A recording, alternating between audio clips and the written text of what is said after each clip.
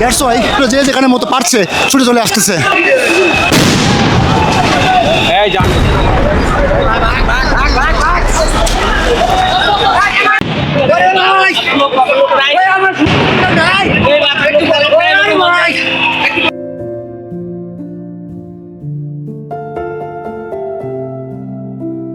দেশের শিক্ষকদের গায়ে যারা হাত দিয়েছেন, আপনাদের মতো নির্লজ্জ পুলিশ এই বাংলাদেশে নাই। এত লজ্জা কিভাবে আপনাদের হয়? আমাদের হাতে কোনো অস্ত্র ছিল না, আমাদের হাতে আছে কলম। সেই কলমের মাধ্যমে পুনরুদ্ধার করার জন্য আমরা শান্তিপূর্ণভাবে সমাবেশে মাঠে নামছি। সেই পুলিশ আমাদের উপর লাঠি চার্জ করেছে, তারপর গাছ সামগ্রী নিক্ষেপ করেছে।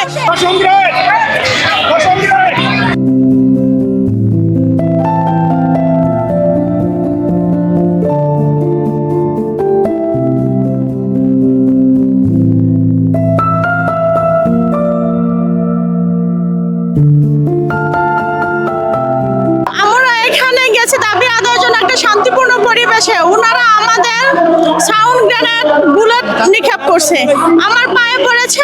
আমার পাটা এখন আমি হাঁটতে পারতেছি না। ঢাকা মেডিকেলে গিয়েছিলাম, সেখান থেকে এক্স-রে, ঔষধ এবং ইঞ্জেকশন দিয়ে দিয়েছেন।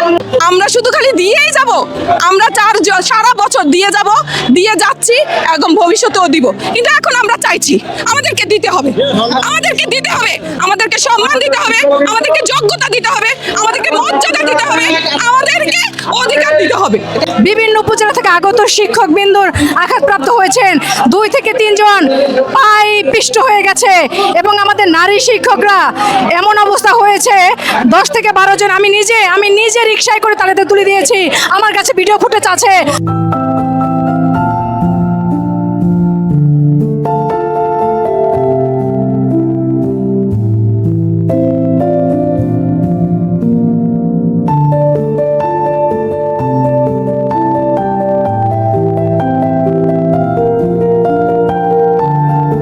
আজকে ঊর্ধ্বতন প্রশাসককে তাদেরকে চোখ নাই, তারা কি দেখতেছে না? আমাদের ন্যায্য দাবিতে আমরা এখানে এসেছি। আমরা কারো কারো কারো দল মত নিয়ে আমরা এখানে আসিনি, জাস্ট আমাদের পেটের দায়ে আমরা এসেছি। আমি তোমাদের স্যার হিসেবে দোয়া করি তোমরা অনেক বড় হও, অনেক বড় চেয়ারে বসো, তোমাদের গায়ে পুলিশের পোশাক লাগুক, এটা আমি মন থেকে দোয়া করি। কিন্তু তোমরা যখন পুলিশ হয়ে যাবে, অনেক বড় অফিসার যখন তোমরা হবে, তখন কি তোমাদের এই স্যারের যে অবদান, স্যারের যে ঋণ, সেটাকে তোমরা ভুলে যাবে? স্যার না, স্যার আপনি আমাদের এত কষ্ট করে শিখেছেন, আপনারাই তো আমাদেরই করছেন। এই যে শিশুদের যে সরল স্বীকারোক্তি, এটা সত্যি একজন শিক্ষক হিসেবে বারবার নিজেকে মনে হয় যে শিক্ষকতা আসলে মহান পেশা। কিন্তু যখনই রাজপথে শিক্ষকদের সাথে এমন সহিংসতা, নৃশংসতা এবং বর্বরতার চোখে আমি দেখতে পাই, তখন এই যে শিক্ষকতা মহান পেশা, এই শব্দটা আসলে সত্যি কিতাবি শব্দ বলেই বারবার মনে হয়।